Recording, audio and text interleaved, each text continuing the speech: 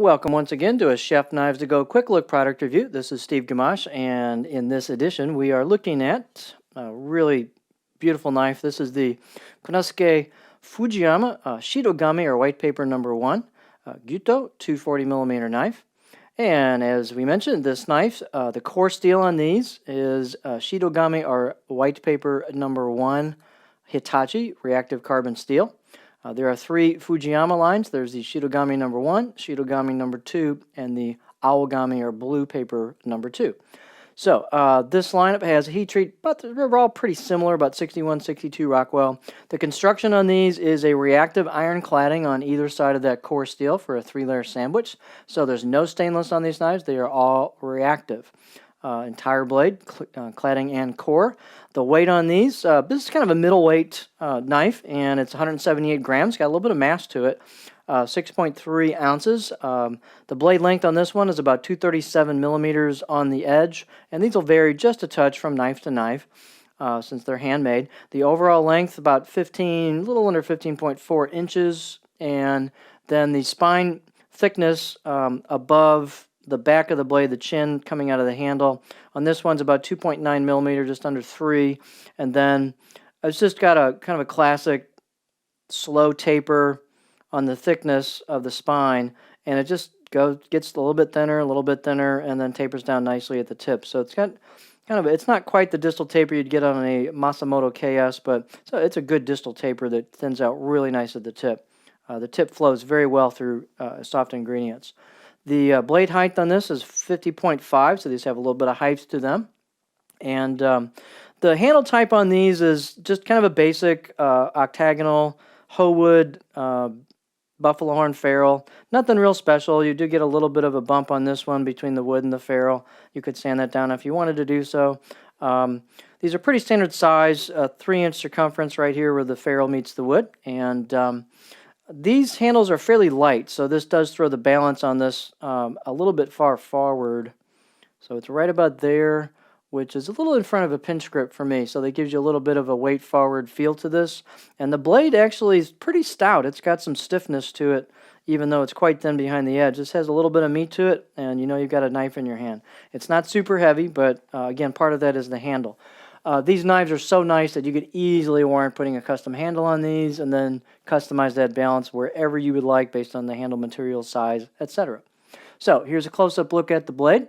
And the Fujiyama series, it's always a pleasure to take one of these out of the box. You know you're going to get something really special.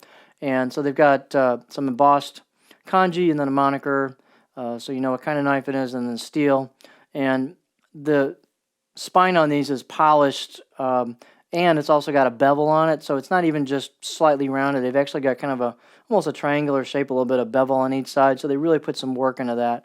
And then they put a lot of work back here on finishing off the back of the blade, the choil into the neck. And so it's relieved, it's very polished, it's super smooth on both sides, very, very comfortable knife to handle.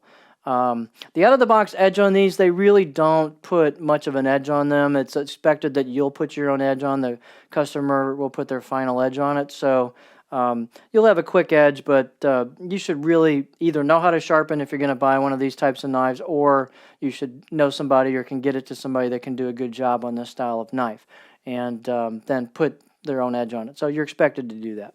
The finish is cool because it's a horizontal finish type, longitudinal to the blade instead of kind of a machine belt finish going this way. So as you clean the knife and dry the knife, you tend to get some light scratches here and there, but they go this way typically, and so they'll blend in a little bit better to the finish than it would be if you had those vertical grind marks on it. So it's kind of a cool little touch.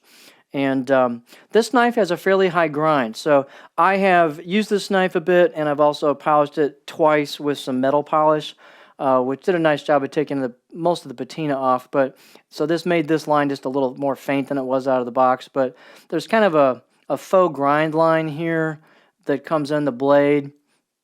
And then you can see the cladding line come into the core steel where it's exposed. And it's got a generous core steel cladding line here, and so that means it's ground thin, and it is ground nice and thin at the edge. But the grind of the blade doesn't start down here, it starts up here. You can kind of see that in the light. So this blade has a pretty high grind to it, kind of akin to the blue number 2 series. So that grind starts way in there, and you should be able to see that pretty clearly in the video here. So it's not down here. It's way up there. So don't let the pictures fool you, especially on the site. These guys have a much higher grind, very similar to the blue number 2. I don't have any of those side by side to tell, but it's a higher grind than the white number 1. So anyway, or excuse me, the white number 2. Excuse me. So great fit and finish. We talked about balance point. Let's back out a little bit here. We'll see what it looks like on the cutting board.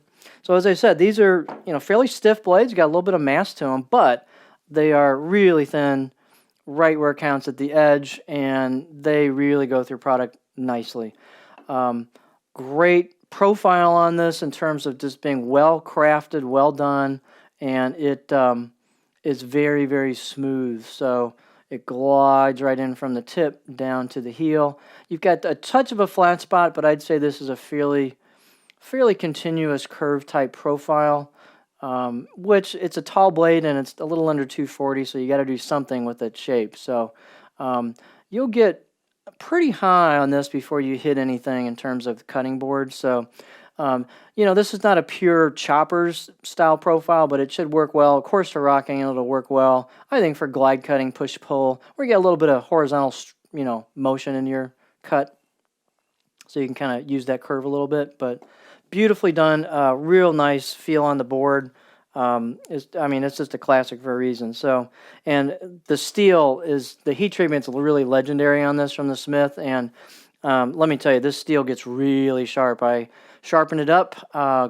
Took a fantastic edge. It loves to get sharp, and used it a bit, and then threw it on a strop real quick, and golly, did that thing get sharp. It's just like, wow. So if you've only used stainless steels and you get a really nice carbon steel, especially white number 1, it's just wow, does it get sharp. It's just awesome. So let me flip this over because the reflections are kind of hitting it there. But there you have just a great knife. This is the Konosuke Fujiyama white number 1 Shidogami Gyuto 240mm knife.